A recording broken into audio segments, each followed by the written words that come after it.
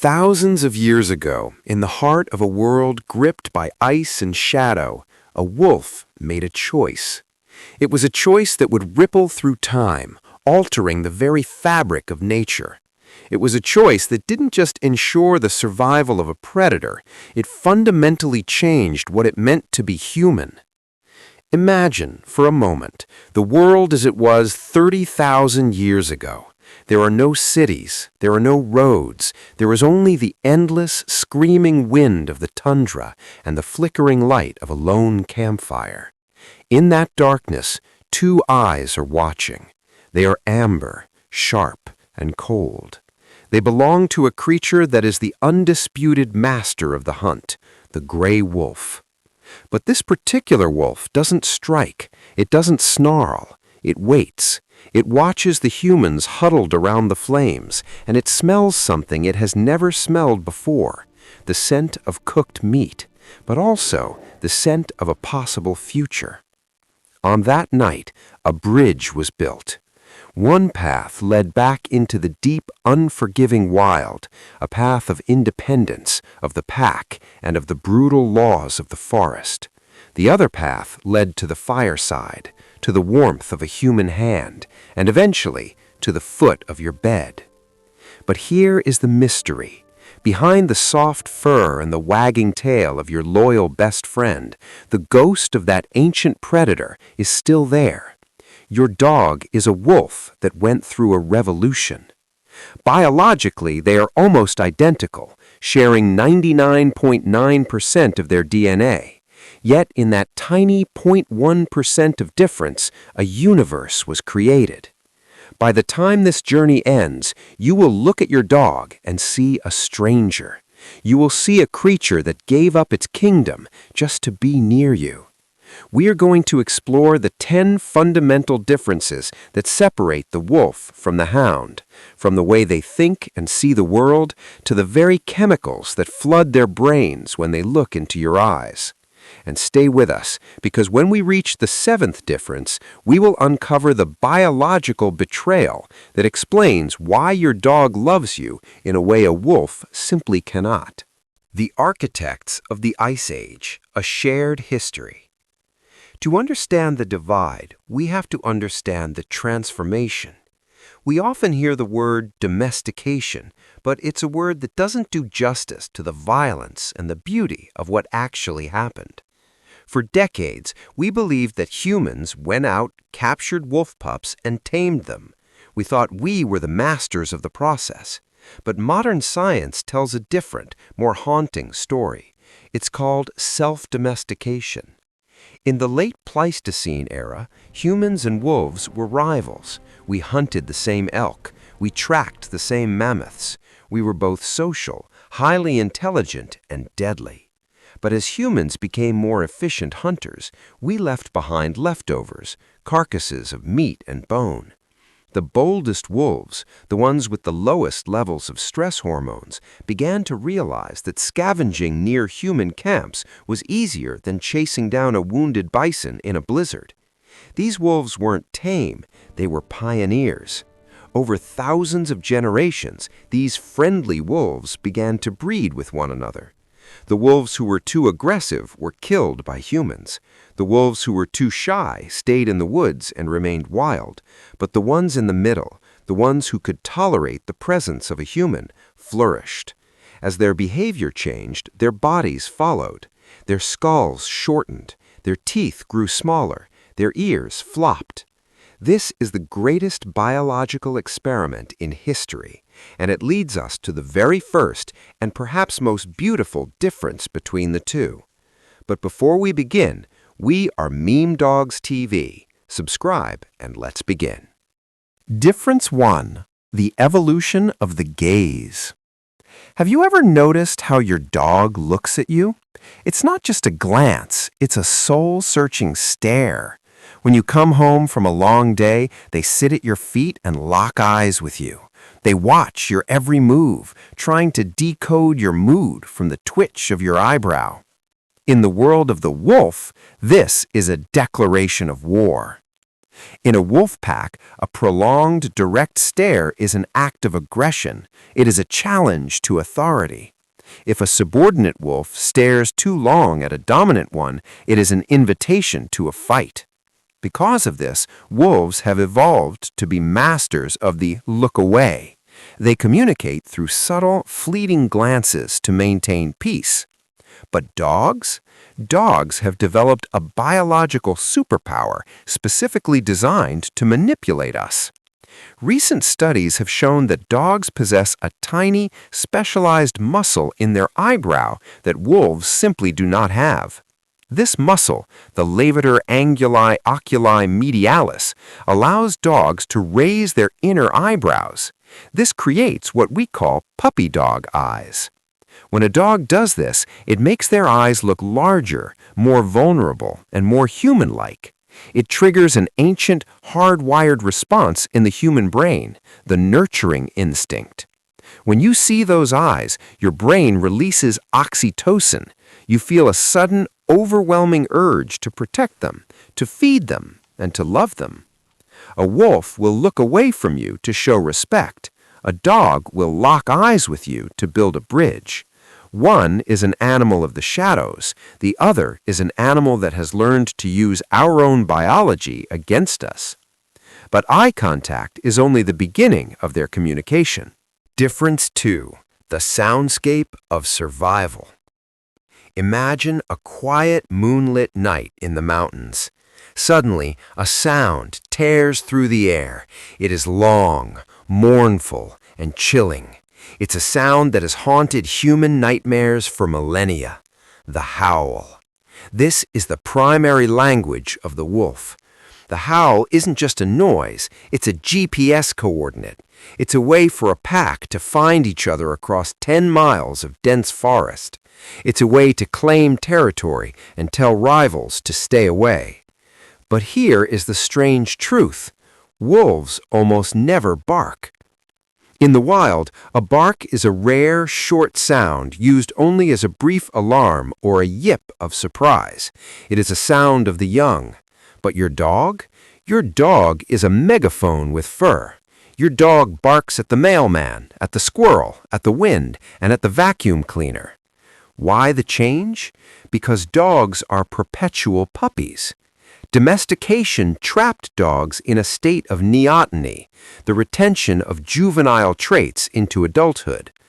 Because humans are a vocal species, dogs realized that to get our attention, they needed to be noisy. They learned that we respond to sound. A wolf is a silent ghost moving through the brush without a sound, because to be heard is to be seen by your prey. But a dog has no prey to hide from, only a human to talk to. For a dog, silence is the enemy. Barking is their way of saying, I am here and I am yours. Difference 3. The trap of perpetual childhood. In the wild, growing up is a matter of life and death. A wolf pup is born into a world that is trying to kill it. By the time it is 2 years old, it must be a fully functioning adult. It must know how to hunt, how to navigate, and how to survive on its own if necessary. Because of this, wolves are stoic. They are serious. They are independent. But dogs never truly grow up. If you take a 10-year-old dog and a 10-month-old wolf pup, the dog will actually act more like a baby than the wolf does. This is the third difference, the neoteny of the mind.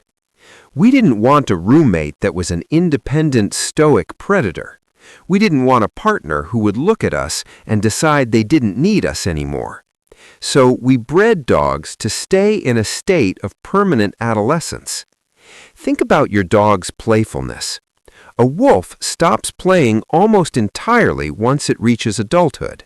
Play is a luxury a wild animal cannot afford. It wastes energy and risks injury.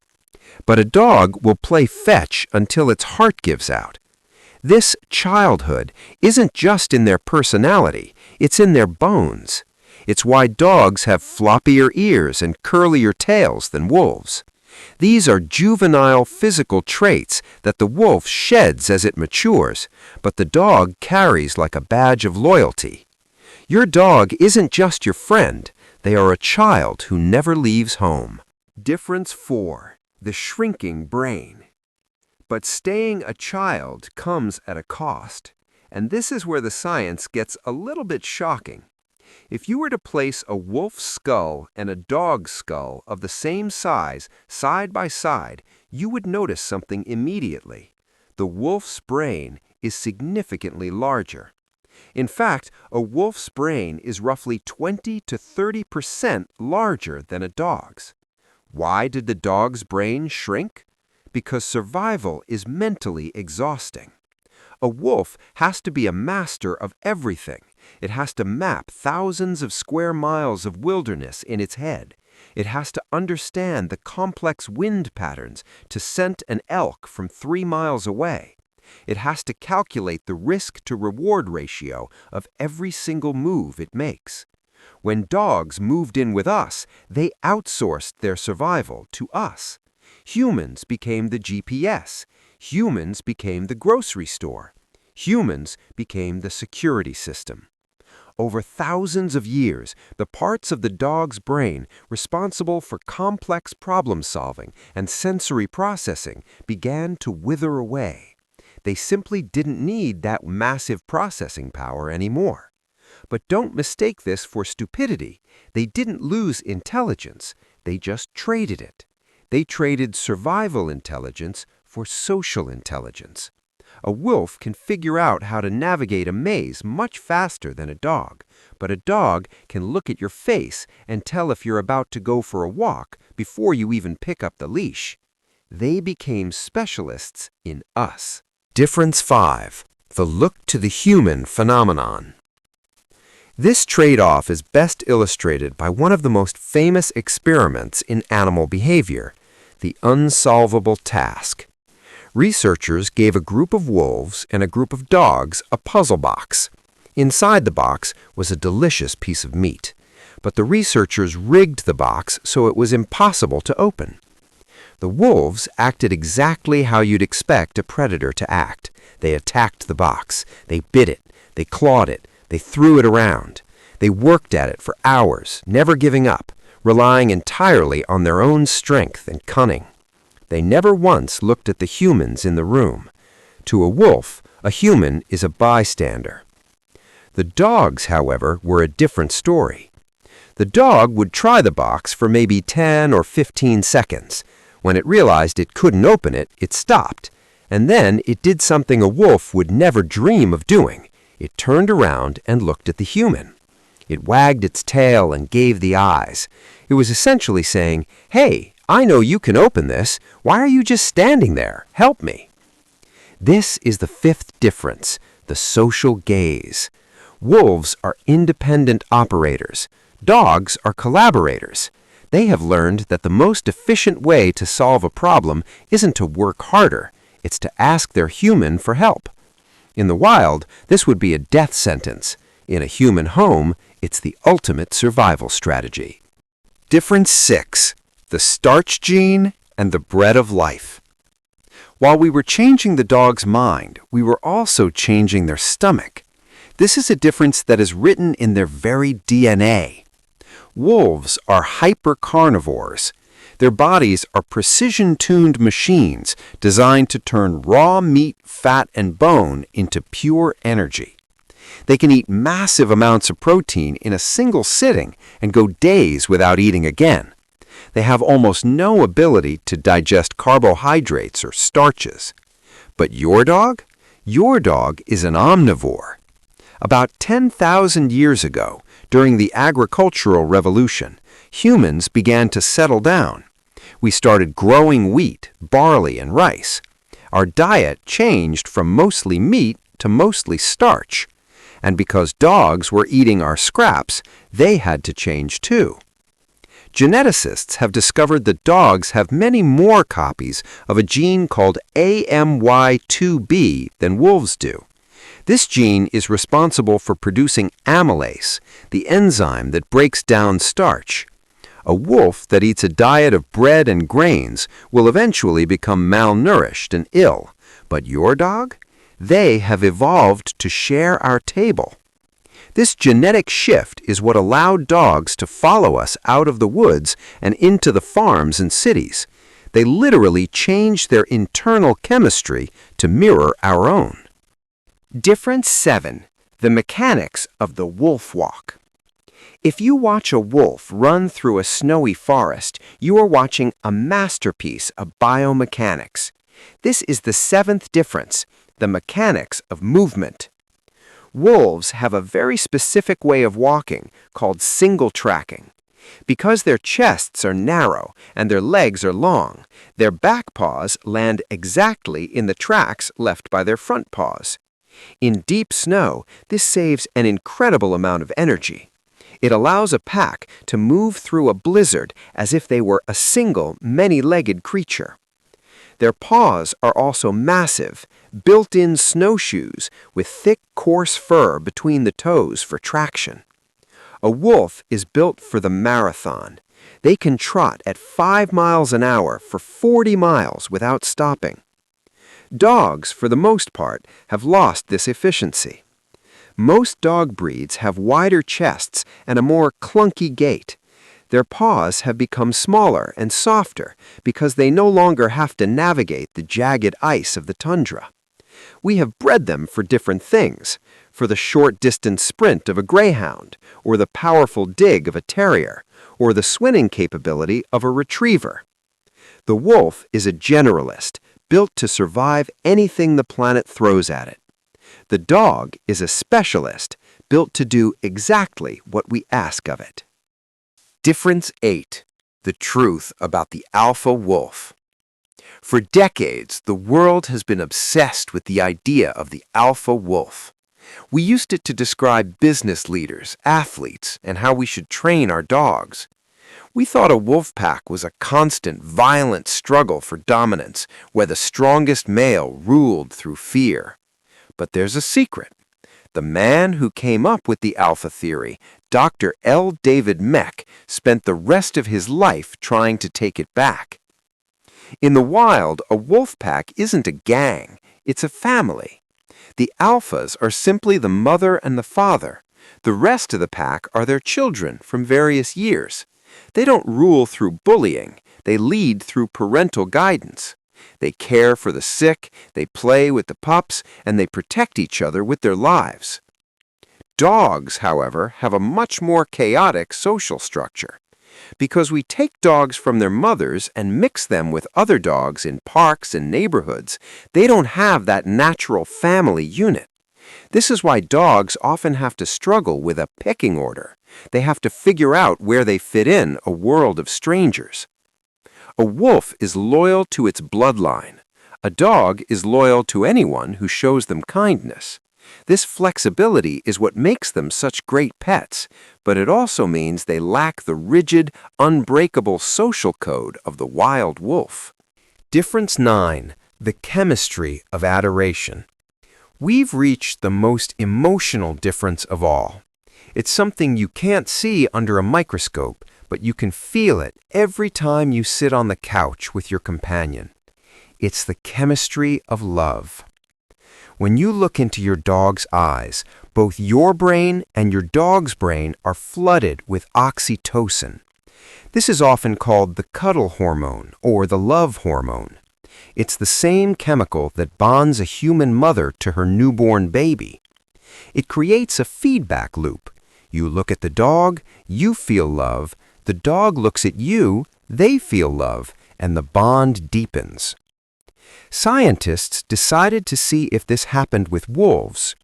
They took wolves that had been raised by humans from the time they were pups, wolves that were as tame as they could possibly be.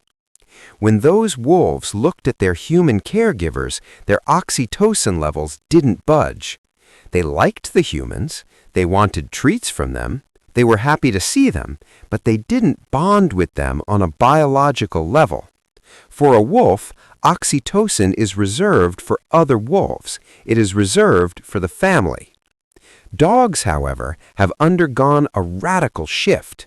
They have expanded their family to include us. They are the only species on Earth that has evolved to feel a biological mother-child bond with a member of a completely different species. A wolf might be your friend, but a dog is your kin. Difference 10. The weight of the soul. Finally, we reach the 10th and most profound difference, the difference of agency. A wolf is a creature of the self. It is one of the last truly free things on this planet. It answers to no one. It follows no rules but the ones written in the wind and the snow. If a wolf is hungry, it hunts. If a wolf is tired, it sleeps. It is the king of a harsh, brutal, but pure world. A dog has traded that freedom for a life with us. Think about the weight of that trade. They gave up their independence. They gave up their massive brains. They gave up their ability to survive without us. They have placed their entire existence, their food, their safety, their very happiness into our hands. This is the ultimate difference. A wolf reminds us of what the world used to be, a place where humans were just another animal trying to survive. A dog reminds us of what the world can be, a place where two different species can bridge the gap of 30,000 years to find a common language. So, the next time you look at your dog sleeping on the rug, or the next time they bark at a leaf blowing across the yard, remember the journey. Remember the ice age. Remember the shivering wolf that decided to trust the creature with the fire. Remember the eyebrows that changed to make you smile, the brain that shrank to make room for your voice, and the heart that rewired itself to love you. The wolf still lives in the forest. Its howl still echoes in the dark, a reminder of the wild power of nature. But the dog? The dog chose the light. They are the ghost of the predator, living in our homes, wearing our sweaters, and guarding our children. They are a living bridge to our own ancient past. No matter how gentle your dog is, no matter how many tricks they know, deep inside, the spirit of the wolf still lives on. But that spirit has been softened by a promise made 30,000 years ago. I will watch the woods if you will keep the fire. And as long as that fire burns, we will never truly be alone.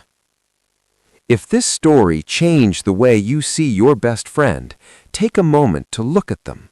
See the wolf in their stride and the companion in their eyes. Every dog has a story that goes back to the dawn of time. What's your dog's story? How do they show you that 0.1% of difference every day? The more we understand them, the more we understand ourselves. Because in the end, we didn't just domesticate the wolf, they domesticated us too. They taught us how to lead, how to protect, and most importantly, how to love something that is completely different from ourselves. And that is the greatest difference of all.